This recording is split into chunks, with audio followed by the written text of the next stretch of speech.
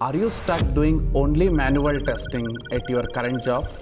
And are you worried that you are missing real-time hands-on QA automation experience for your next big move?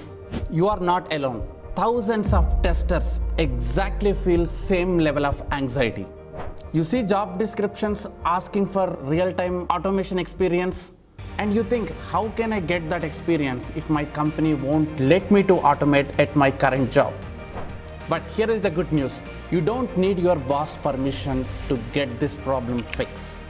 Here is my tip. Start learning QA automation from my tutorials. But wait, don't watch them just like a Netflix series. You need to practice them in parallel. So I teach step by step in my course so you can follow along and use the practice web apps I have provided in the course. So line by line, you can follow along me and develop your own framework from scratch in your laptop.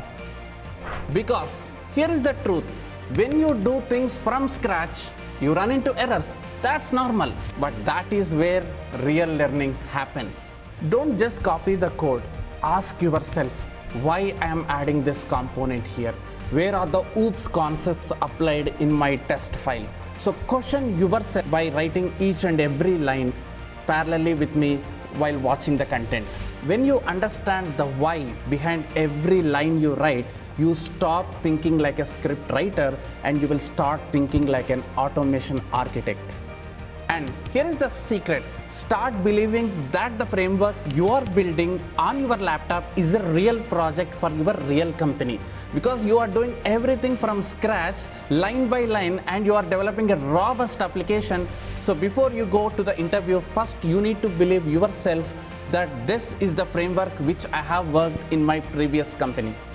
Once that confidence kicks in, you will crush your next interview.